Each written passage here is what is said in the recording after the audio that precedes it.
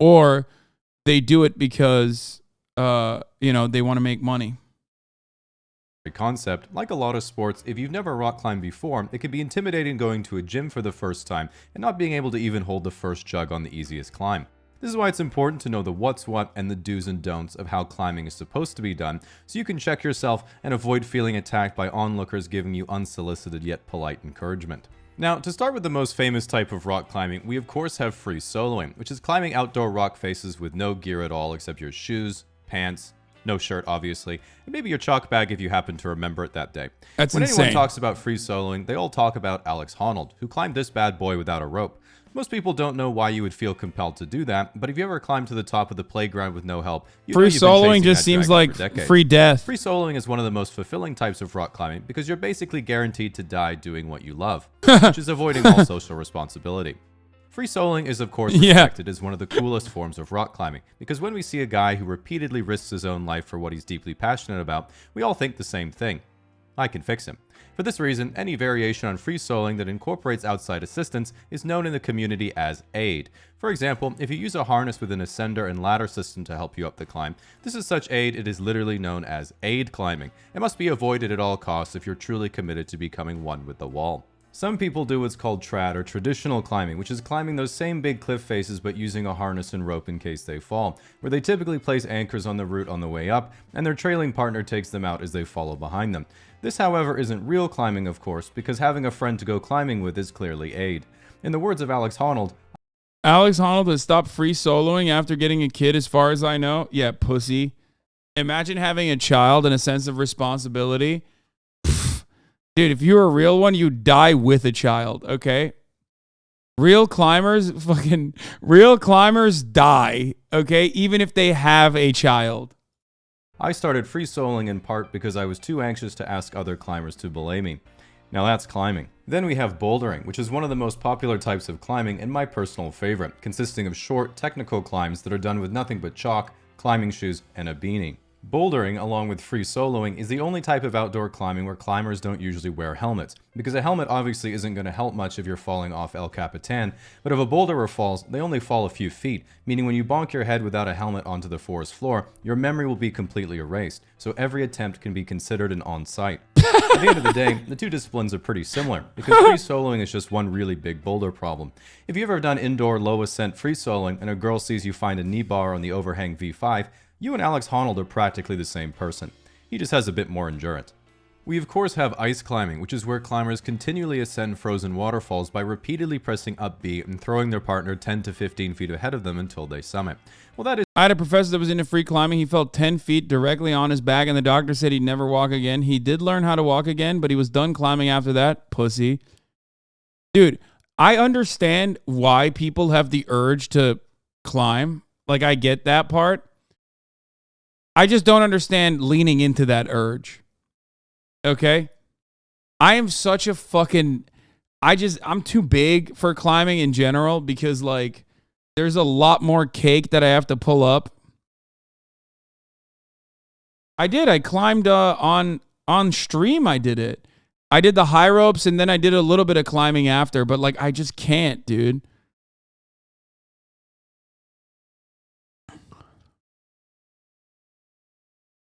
It's so hard. First of all, motherfucker saying Jason Momoa. Jason Momoa weighs like at least 40 pounds lighter than me, okay?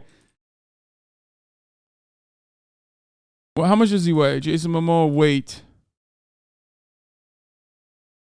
Yeah, he's 6'4". He's 214 pounds. Yeah, exactly. There you go. I'm 6'4", 249 pounds.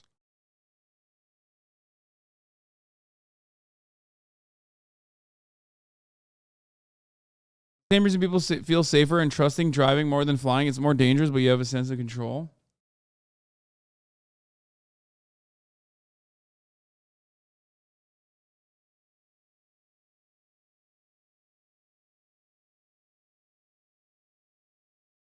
It's so hard. I'm light as fuck and I hate climbing. Literally would rather run, and running can get fucked. I don't know. I'm putting this off because my trainers are constantly trying to get me to go climbing with them, like indoors, like constantly. And I'm always like, nah, dog. I'll play basketball all day, every day. But climbing, that's too much. That's too much for me. I just can't fucking do it. Ludwig has tried to get me to go climbing with him as well. And so did Connor Dog Virginia, actually. Tried to get me to go climbing with him in Japan. And Ludwig does have cake, and so does Connor, so. Ludwig is climbing again. I get he stopped. I don't know if he's climbed recently. But you know.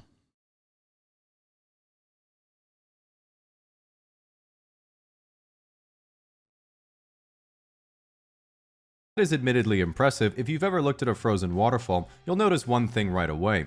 There isn't any rocks. In fact, there aren't any jugs, pinches, slopers, or even cracks. There's just one big sheet of ice, and you get an ice pick to make your own holds. And I know you're thinking what I'm thinking. Being able to afford to go ice climbing is clearly aid.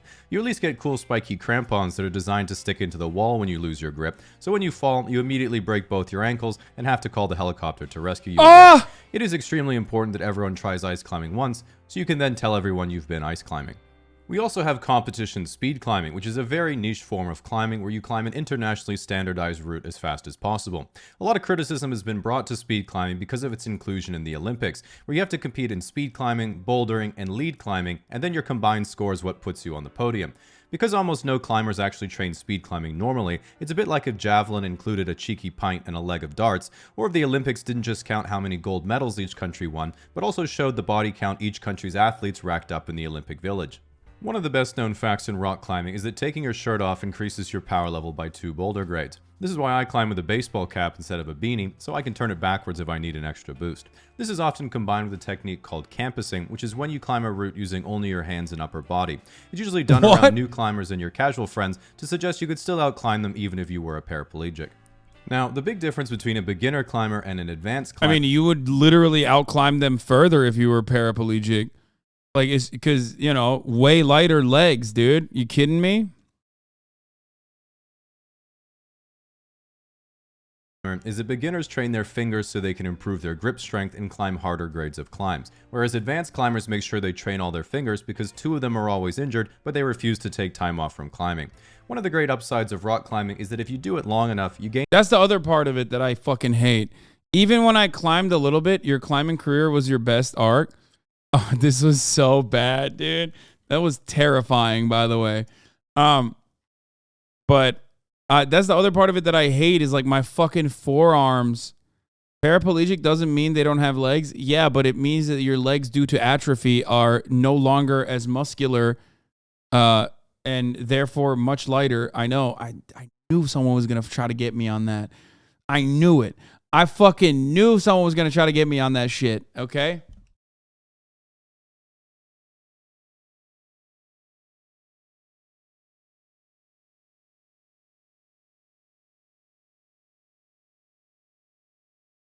Climbers skip leg day anyway, though. Yeah, the only behemoth of a man that I know who's a fucking climber literally has the most gorilla-like stature. My height, insane fucking wingspan, like 7% body fat, even though he eats like shit. Hands like a fucking ape, okay? Way more busted hands than me. Makes my hands look like I got soft-ass, baby-ass hands, okay? And no legs. Like, it's wild. Just no, like, it's just so funny. My trainers climb too, but they're, you know, they're good, but they're very well balanced. No, I'm not talking about Bradley.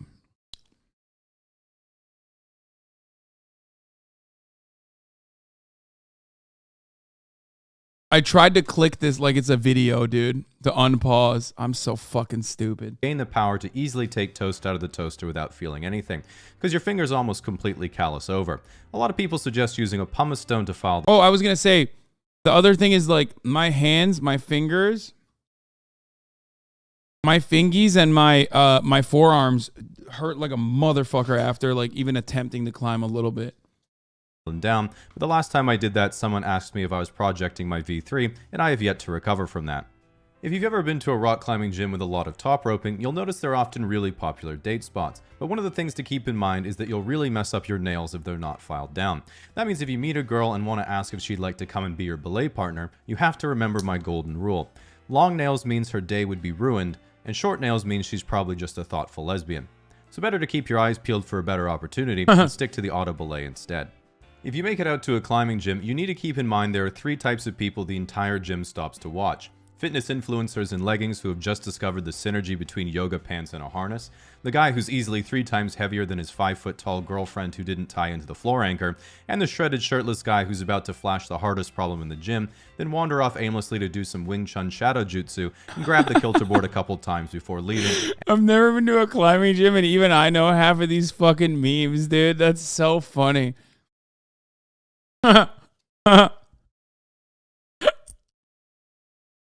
It's just like climbing culture is very funny.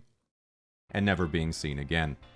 If you do decide to try yourself, it's also important to look the part. But this is where it gets tricky, because if you just assume, well, I guess I'll just dress like everyone else and wear a beanie, Patagonia shirt, nylon cargo pants, North Face fleece, and a Gore-Tex soft shell, you couldn't be walking a more dangerous line, because although to you it would appear you're simply another zebra in the Pacific Northwestern herd, you're literally one fatal mistake away from an overly friendly 30-year-old with forearm tattoos and a mustache buying you an IPA and telling you about Whistler. So pay very close attention to the crucial details of the outfit. Big beanie means snowboarder, normal beanie means rock climber, tiny beanie means skateboarder. Okay, you should be safe now. Slap on some tiny colorful shoes that turn your feet into croissants, and equip your belay glasses to catch anyone on the ceiling checking you out. But remember, if you're looking to become a lifelong climber, there's an ultimate price you'll have to pay. And that price is the ludicrous annual gym membership. Don't be surprised if you need a second job just to fund the climbing fees in your cocaine bag alone. The last golden rule of rock climbing that you must remember at all times is that there is no injury that can't be solved with climbing tape.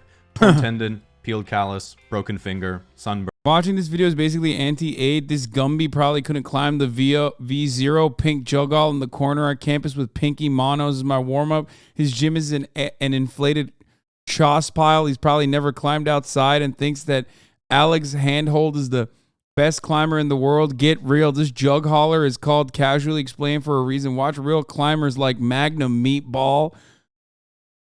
What the fuck? Oh! Well, I don't even know what half of those words are, dude. What the fuck just happened?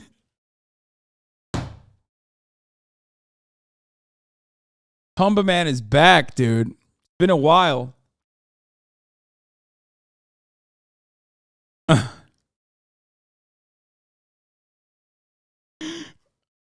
Burn. All you have to do is wrap it around the affected area and never let a doctor look at it. If James Franco had some climbing tape in 127 hours, he could have just taped his arm back on and climbed out. Well, that would have saved him from having to go to the hospital. I should point out that the ascent obviously wouldn't have counted, as having 2 arms is clearly aid.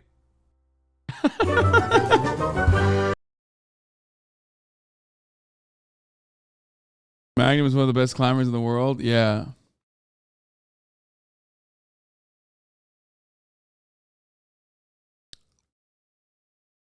IRL rock climbing with you and your trainers. I would not do that.